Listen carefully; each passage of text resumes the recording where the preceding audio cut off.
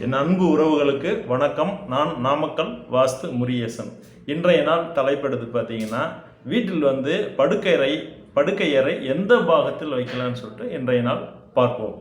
ஒரு மனிதனுக்கு மிக முக்கியம் எப்படின்னு சொல்லி பார்த்தீங்கன்னா, நிம்மதியான தூக்கம்.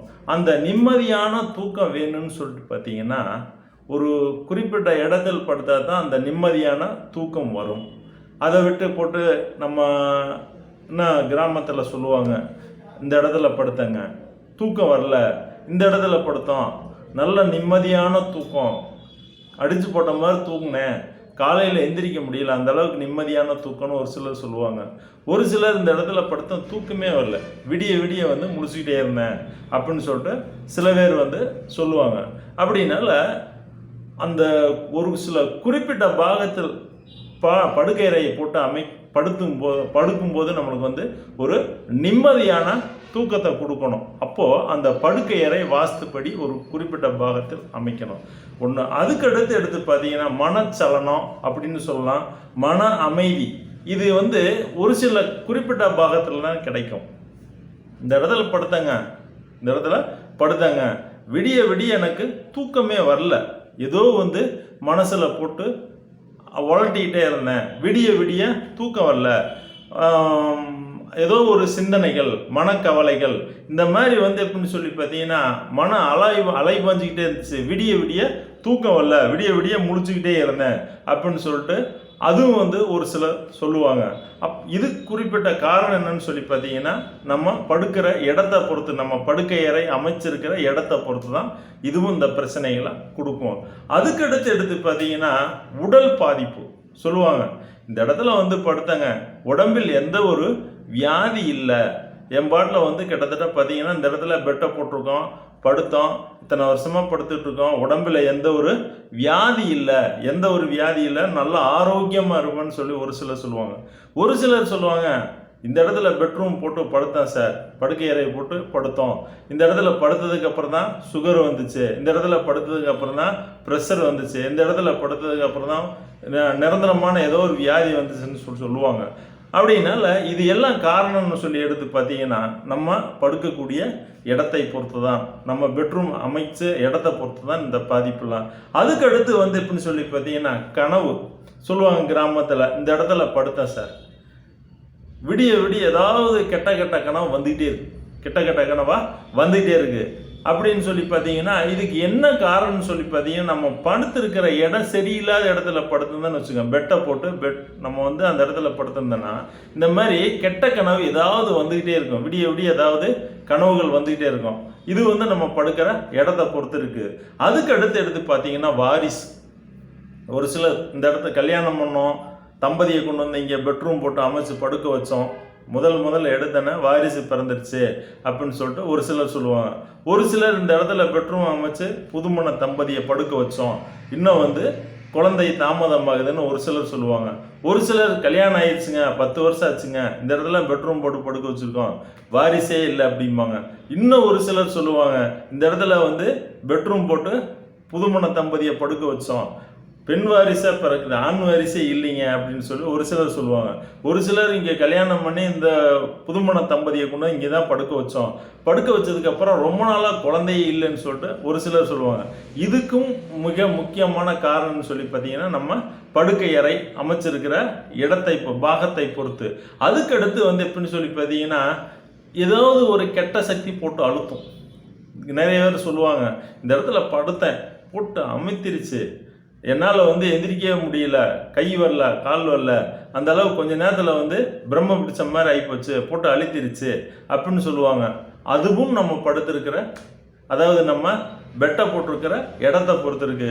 அதுக்கடுத்து எடுத்து பார்த்தீங்கன்னா, தம்பதிகளுடைய ஒற்றுமை பார்த்தீங்கன்னா, சில குடும்பங்களில் பார்த்தீங்கன்னா, இந்த இடத்துல பெட்டை போட்டு படுத்திருப்பாங்க, 2 பேர்த்துக்கு அவ்வளோ அந்யோன்யமாக ஒற்றுமையாக, ரொம்ப ஒற்றுமையாக, அருமையாக, நல்ல முறையில் சந்தோஷமாக இருப்பாங்க. அந்த மாதிரி எடுத்து பார்த்தீங்கன்னா, அது அந்த பெட்டை போட்ட அதாவது படுக்கையறை போட்ட இடத்தை பொறுத்து இருக்குது. ஒரு சிலர் சொல்லுவாங்க, இந்த இடத்துல பெட்ரூம் போட்டு படுத்தோம், படுத்ததுக்கப்புறம் புருஷன் பொண்டாட்டிக்குள்ளே சண்டை வந்துருச்சு, அந்த மாதிரி 2 பேருக்குள்ள சண்டையாக வந்துட்டு இருக்குன்னு சொல்லுவாங்க, 2 பேர் பிரிஞ்சுட்டோன்னு சொல்லுவாங்க. இந்த மாதிரி நிறைய வந்து கிராமத்தில் மட்டும் கிடையாது, எங்கேயுமே அந்த வழக்கங்கள், இந்த பேச்சு வழக்கங்கள் வந்துக்கிட்டே இருக்கு. இதுக்கு எல்லாம் முக்கிய காரணம்னு சொல்லி பார்த்தீங்கன்னா, நம்ம படுக்கை அறை அமைச்சிருக்கிற இடத்தை பொறுத்து. நம்ம ஒரு வீடு கட்டுறோம், அந்த வீட்டில் வந்து படுக்கை அறை எந்த பக்கம் வேணாலும் பார்த்து வீட்டை கட்டிங்க. கிழக்கு பார்த்த வீடு, வடக்கு பார்த்த வீடு, தெற்கு பார்த்த வீடு, மேற்கு பார்த்த எந்த பக்கம் வேணாலும் வீட்டை பார்த்து கட்டலாம். ஆனால் அதில் வந்து நம்ம அமைக்கக்கூடியது படுக்கை அறை வந்து வாஸ்துப்படி ஒரு குறிப்பிட்ட பாகத்தில் தான் படுக்கை அறை அமைக்க வேண்டும். அதை தவிர்த்து சில இடங்களில் அமைச்சால் வந்து இந்த ஒரு சில பாதிப்புகள் கொடுக்கத்தான் செய்யும். அப்படின்னால இதில் எந்த பாகத்தில் மெயினாக வந்து படுக்கை அறை வைக்கலான்னு சொல்லி பார்த்தீங்கன்னா, நைதிருதின்னு சொல்லக்கூடிய கன்னி பாகத்தில் மெயினாக படுக்கை அறை போட்டு அமைக்கிறது ரொம்ப ரொம்ப விசேஷம். கன்னி, அதாவது நைதிருதின்னு சொல்லக்கூடிய தென்மேற்கு பாகம்னு சொல்கிறது. அந்த இடம் இப்படின்னு சொல்லி பார்த்தீங்கன்னா, அந்த இடம் நம்ம எப்படின்னு சொல்லி பார்த்தீங்கன்னா, நம்ம மைண்டு, அதாவது நம்ம மனச்சலனம் அந்த இடத்துல எதுவுமே கொடுக்காது, மன உளைச்சல் கொடுக்காது. அந்த இடத்துல போய் படுத்துட்டாலே மன நிம்மதியை கொடுக்கும், மனச்சலனத்தை கொடுக்காது, மனசு அமைதி கிடைக்கக்கூடிய ஒரே இடம் எடுத்து பார்த்தீங்கன்னா அந்த நைதிருதின்னு சொல்லக்கூடிய தென்மேற்கு பாகம் தான். அந்த இடத்தில் வந்து நம்ம பெட்டை போட்டு படுக்கை அறை அமைச்சு அந்த இடத்துல படுத்தோம்னால் நம்மளுக்கு வந்து நிம்மதியான தூக்கம், மெயினாக முக்கியமாக மனச்சலனம் கொடுக்காது, மன நிம்மதி கிடைக்கும், மன அமைதி கிடைக்கும்.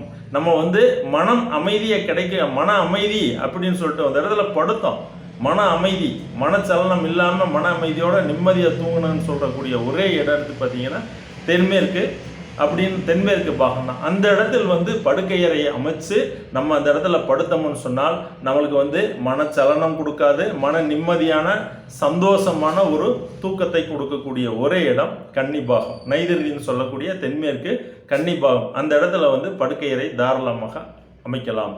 அதுக்கு அடுத்து 2வது பாகம் அப்படின்னு எடுத்து பார்த்தீங்கன்னா, வீட்டினுடைய வடக்கு பாகம், குபேர பாகம் சொல்லக்கூடிய குபேர பாகம், வடக்கு பாகம் சொல்றது. அந்த பாகத்திலும் நம்ம வந்து படுக்கை அறையை போட்டு தாராளமாக படுக்கலாம். அதுக்கடுத்து பாகம் அப்படி எடுத்து பார்த்தோம்னா இந்திர பாகம், கிழக்கு பாகம் சொல்லக்கூடிய இந்திர பாகம், கிழக்கு பக்கம் அப்படின்னு சொல்லக்கூடிய இந்திர பாகத்தில் வந்து படுக்கை அறை அமைச்சு அங்கேயும் படுக்கலாம். அதுக்கடுத்து எடுத்து பார்த்தீங்கன்னா ஈசானிய பாகம், ஈசானிய பாகத்திலையும் நம்ம படுக்கை அறை அமைக்கலாம், ஒன்றும் தவறில்லை. அந்த இடத்துல வந்து படுக்கிறதுனால அந்த இடத்துலையும் நம்மளுக்கு ஒரு நிம்மதியான ஒரு தூக்கத்தை கண்டிப்பாக கொடுக்கும். இதில் இந்த கன்னி பாகத்தில் யார் படுக்கலான்னா, வீட்டில் பெரியவங்க இருக்காங்க பார்த்தீங்களா, இப்போது அப்பா அம்மா இருக்காங்க, பசங்க இருக்காங்க, பசங்களுக்கு கல்யாணம் ஆயிடுச்சு, அப்படின்னால வந்து அப்பா அம்மா வந்து அந்த கன்னி பாகத்தில் வந்து படுத்துக்கலாம். இந்த புதுசாக வந்து திருமணம் ஆகுது பார்த்தீங்களா, புதுமண தம்பதிகள், அவங்க வந்து வடக்கு குபேர பாகத்தில் அமைக்கக்கூடிய அந்த பெட்ரூமில் போய் படுக்க வைக்கலாம், நல்ல வாரிசு கிடைக்கும். அல்லது கிழக்கு இந்திர பாகத்திலையும் படுக்க வைக்கலாம். அதுக்கடுத்து ஈசானிய பாகத்திலையும் படுக்க வைக்கலாம். இந்த பாகத்தில் வந்து படுக்க வைக்கும்போது நம்மளுக்கு வந்து நல்ல வாரிசை கொடுக்கும், வளர்ச்சியை கொடுக்கும், முன்னேற்றத்தை கொடுக்கும்.